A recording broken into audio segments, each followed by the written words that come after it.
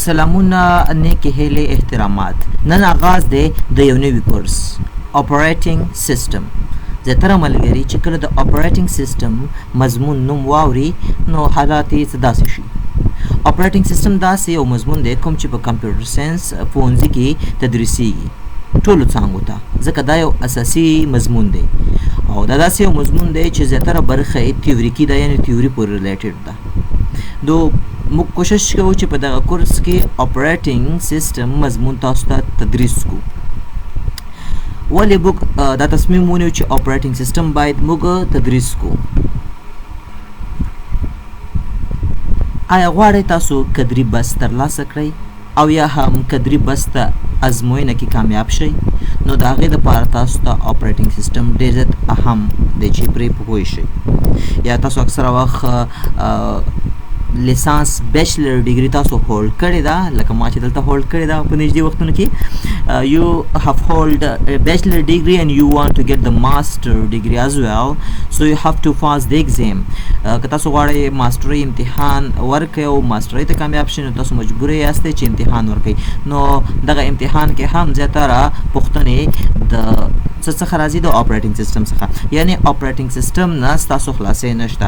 کدري بستونو کې که تاسو کله ازموینه ورکوئ او یا هم د ماسټرۍ د کامیابېدو لپاره تاسو امتحان ورکوئ نو تاسو مجبور یاستئ چې د هغه امتحان دپاره اپریټینګ سیستم زده کړئ. ولې؟ ځکه چې دغه امتحان کې چې کوم سوالونه راځي زیاتره برخه یې اپریټینګ سیستم تشکیلوي. په نږدې وختونو کې د کونړ کمپیوټر ساینس دپاره 2 بستونه اعلان شوي، یو هم د آی ټي څانګې دپاره او بل هم د سافټویر دپاره. نو د هغې ازموینه په ننګرهار پوهنتون کې اخیستل کېږي. تاسو وګورئ چې دغلته د هغې دپاره ماخذونه اعلان کړي دي. دغه طرف کې د آی ټي مضمون دپاره چې کوم کدري امتحان اخیستل کېږي د هغې دپاره کوم کتابونه دي؟ کمپیوټر نیټورکینګ دی چې ټاپ ډاون اپروچ دی. انشاءالله دا کتاب زموږ ایم سی سی او نیټورک پلس او پلس چې کوم مضامین دي هغې کې ټول موضوعات یې هلته کور شوي دي. بل کمپیوټر ارګنایزیشن اینڈ آرکیټیکچر دی چې د ویلیام سټیلینګ کتاب دی. انشاءالله کوشش به وکړو چې په همده هم یو کورس جوړ کړو. بل اپریټینګ سیستم کانسیپټ دی. دغه کتاب چې دلته نه هم ایډیشن ورکړی دی، همدغه کتاب 3 لیکوالان لري او دلته ګوره بیا ښه کار دا کړی ملګرو چې د دغه کتاب ټول دا ډېر ضخیم کتاب دی. د دې یوازې 2م 3م 4م 6م او 9م چپټر هم ورکړي دي. یعنې په دغه 3 کتابونو کې او په دغه چپټرو کې به تاسو نه دا امتحان اخیستل کېږي. دې خوا بیا د سافټویر انجینیرینګ دپاره چې کوم دی د پروګرامینګ څانګې لپاره چې څه اعلان شوي دي، د ماخذونه اعلان شوي دي تاسو ته ښکاري. نو ګرانو محصلینو موږ کوشش کوو چې کوم د معلوماتي ټکنالوژي څانګې دپاره کدري بس کې چې کوم ازموینه کې سوالونه راځي نو دغه 3 کتابونو څخه عموما راځي. نو موږ کوشش کوو چې په دغه کورس کې اپریټینګ سیستم تاسو ته تکمیل کړو. دغه به ګټه وکړي، دغه کورس د چا دپاره به ګټه وکړي؟ هغه محصلین چې لا کمپیوټر ساینس پوهنځی لولي او په جریان کې دي هغوی ته به هم ګټه وکړي، ځکه دغه مضمون به یې ښه زده شي، ښه مارکس به پکې واخلي او راتلونکي دپاره به مو ته تیار زده وي. هغه ملګري چې تازه فارغه شوي دي غواړي کدري بستونه کې ځان وازمایي او یا هم ماسټرۍ دپاره امتحان ورکړي نو د هغې دپاره به هم ډېره زیاته ګټه وکړي. نو د محصلینو دپاره هم دغه ښه پروګرام او ښه کورس دی. د تر څنګ فارغ التحصیل محصلینو دپاره چې تازه بیچلر ډیګري هولډ کړې ده او ژوند کې مخکې تګ غواړي د هغې دپاره به هم دغه کورس ډېر اهم شي. خو یوه خبره یاد ساتئ چې دغه کورس به ټول زیاتره برخه به یې تیوري وي، 90-80% به تیوري وي. نو دې ته به زړه نه تنګوئ، ځکه په دې باندې بیا وروسته خبرې کوو چې ولې اپریټینګ سیستم په اکثره کتابونو باندې د ډایناسور عکس ورکړی دی. نو دا معما به هم ستاسو حل شي.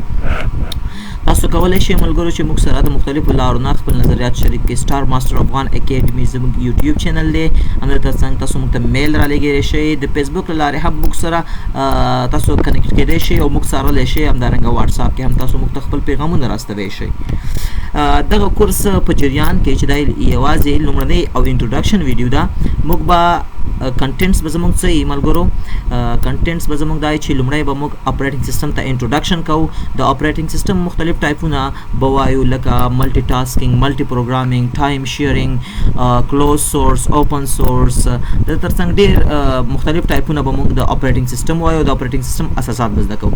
لا هغه وروسته بیا موږ پروسس منیجمنټ ته ورځو چې په پروسس منیجمنټ کې بسیار ډېر زیات خبرې دي. او له هغه وروسته به سی پی یو سکیجولینګ ته ورځو چې دا هم بل ډېر زیات مهم چپټر دی. نو دا زموږ چپټر دی، چپټر وایز به موږ انشاءالله دغه اپریټینګ سیستم کورس تکمیلوو.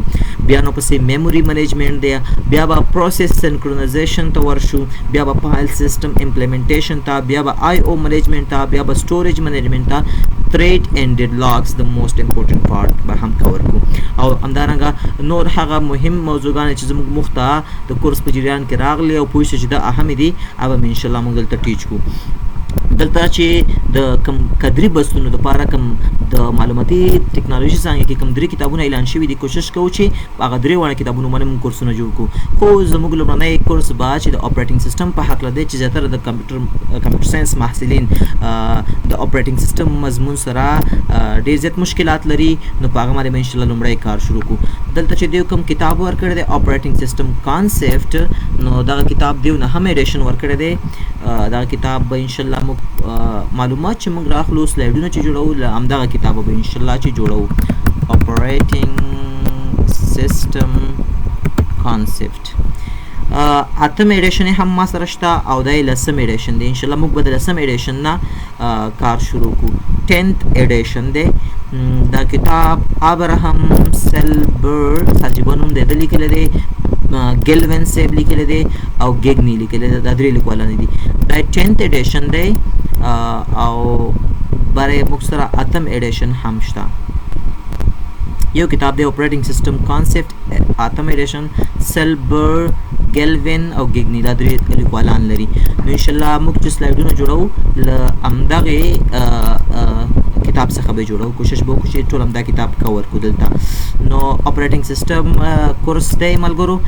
که مو غوښتل چې راتلونکي کې تاسو قدري بستونو او یا هم ماسټر ډیګري دپاره امتحان ورکوئ، په هغه کې پاتې را نشئ او په اپریټینګ سیستم مضمون باندې برلاسي اوسئ، نو دغه کورس موږ سره تر پای تعقیب کړئ، ډېر زیات به درته ګټور تمام شي. دغه کورس به ښکاره خبره چې سپیسیفیک دی، یوازې د کمپیوټر ساینس محصلین دي تعقیب کړي، نور ملګرو ته بیا مشکلات جوړ شي که چې تعقیبوي. دا خو یې لومړنۍ ویډیو ده، نو په تمه پاتې شئ. انشاءالله د اپریټینګ سیستم نورې ویډیوګانې به هم ډېر زر راشي. مننه، خیر اوسئ چې ویډیو مو تر پایه وکتله.